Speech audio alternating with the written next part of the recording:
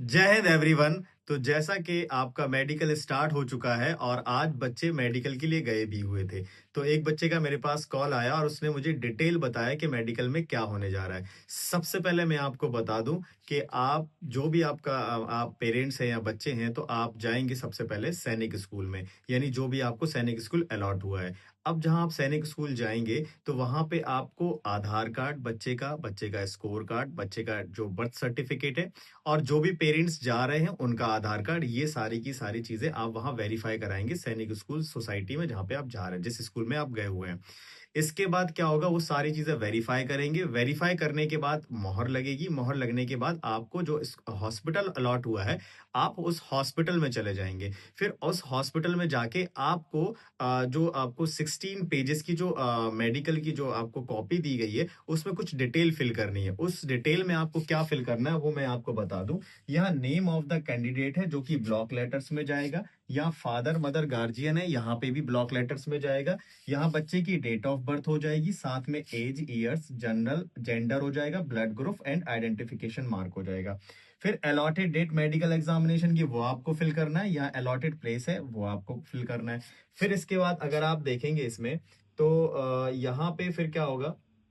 हाँ, ये आपको फैमिली डिटेल फिल करनी है। इस फैमिली डिटेल में जो भी फादर मदर, जो भी उनके ब्रदर सिस्टर जो भी है, तो उनकी एज के बारे में लिखना है और उनका क्या रिलेशन है ये लिखना है, उनकी हेल्थ के बारे में लिखना है। फिर हम नेक्स्ट स्टेप पे जाएंगे। नेक्स्ट स्टेप पर आप देखेंगे यहाँ पर फैमिली हिस्ट्री दी गई है आपको, यानी फैमिली हिस्ट्री से जो भी ट्यूबरक्लोसिस, डायबिटीज, ये सारी बीमारियां जो लिखी हुई हैं, आपके फैमिली में किसको ये बीमारी हुई है वो आप यहाँ पर लिखेंगे यस और नो पे, और इनका रिलेशन क्या है आपकी फैमिली से वो आपको लिखना पड़ेगा। देन हम नेक्स्ट पे चले जाएंगे। यहाँ लिखा पर्सनल मेडिकल हिस्ट्री। अगर आपकी कोई पर्सनल मेडिकल हिस्ट्री है बैक में तो आप उस पर्सनल मेडिकल हिस्ट्री को ब्रीफ में लिख सकते हैं। नेक्स्ट, अगर आप नेक्स्ट स्टेप पे जाएंगे तो यहाँ पे लिखा है have you ever suffer from any of the following, यानी क्या आप इन सारी बीमारियों से कभी सफर किए हैं। अगर आप हैं तो यस करिएगा, अदरवाइज नो करिएगा। जैसे यहाँ लिखा हुआ अस्थमा है, ट्यूबरक्लोसिस है, इनडाइजेशन है, ब्लैडर किडनी का प्रॉब्लम है, तो ये सारी चीजें आपको फिल करनी है, यस और नो में आंसर करना है। उसी तरीके से अगर हम आ जाएंगे यहाँ पे have you ever been admitted for any illness operation, या ऑपरेशन के बारे में आपको फिल करना है कि कोई इंजरी तो नहीं हुई है पास्ट में या कोई ऑपरेशन तो नहीं हुआ है। अब इसके बाद नेक्स्ट पेज पे हम चलेंगे। नेक्स्ट पेज की बात करेंगे। ये है वैक्सीनेशंस की डिटेल है। अगर आपके बच्चे का वैक्सीनेशन हुआ है बर्थ से रिलेटेड, जहां पे भी आप बच्चा बर्थ हुआ उस समय या 6 मंथ या आफ्टर दैट जो भी हुआ है, आप वैक्सीनेशन की डिटेल देंगे। हाँ, अगर आपकी वैक्सीनेशन की डिटेल है प्रूफ के साथ अगर नहीं है आपके पास तो आप उसे ब्लैंक छोड़ देंगे। नेक्स्ट स्टेप के पास हम चलेंगे। हाँ, नेक्स्ट यहाँ फिर signature of the candidate, name of the candidate and application number, ये सारा कुछ डिटेल आप फिल कर लेंगे। आपको फिल करके जाना है, ये फिल कर लेना है आपको। नेक्स्ट स्टेप पे हम चलेंगे। हाँ, अब ये जो मेडिकल एग्जामिनेशन फॉर्म है, यहाँ पर मेडिकल एग्जामिनेशन जिस भी हॉस्पिटल में आप जाएंगे तो इसमें आपका जो भी मेडिकल एग्जामिनर होगा वो चेक करेगा। क्या चेक करेगा वो आपसे? आपकी हाइट है, वेट है, ये सारे जो है टेस्ट वगैरह, वो सारे कुछ टेस्ट आपको चेक कराना है। अब मेनली कौन कौन से टेस्ट होने वाले हैं वो मैं आपको जस्ट बताने वाला हूँ। देखिए आगे क्या होगा। हाँ, ये सारी डिटेल यहाँ पर फिल हो जाएगी। ये मेडिकल जो एग्जामिनर है वो फिल करेगा, आपको फिल नहीं करना है। आगे चल रहे हैं। ठीक है, ये सर्जरी के बारे में सारा कुछ रिमार्क्स वगैरह है। फिर आगे यहाँ पे दिया हुआ है। ये सारी डिटेल फिल होने के बाद अब हम चलते हैं मेन, कौन कौन से टेस्ट जो है वो हमारे होंगे उस पर फोकस करते हैं हम लोग।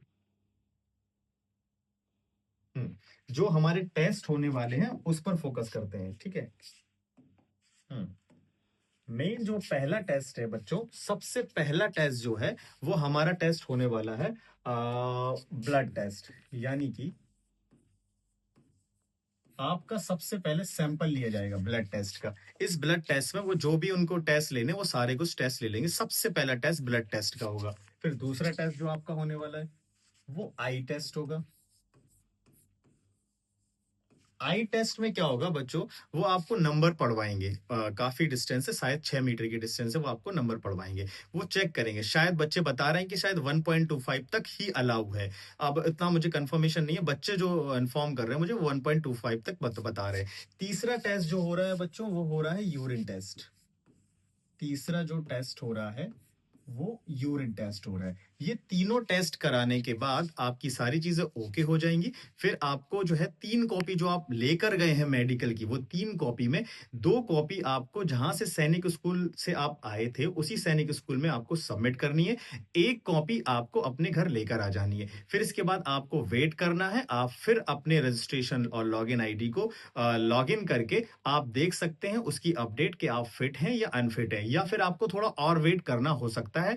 तो आप जल्दबाजी ना करें और उसका इंतज़ार करें। अब जो भी बच्चे मेडिकल के लिए जा रहे हैं, तो ये बिल्कुल प्रिपेयर रहें। और बच्चों को ये कन्फ्यूज़न होती है, सर मुझे डोमिसाइल सर्टिफ़िकेट लेकर जाना है या इनकम, ये अभी कुछ भी नहीं है। मेन जो है आपको बता दिया गया है, स्टार्टिंग में ही मैंने बता दिया है कौन-कौन से आपको सारे डॉक्यूमेंट्स लेकर जाने हैं। जय हिंद, थैंक यू एवरीवन।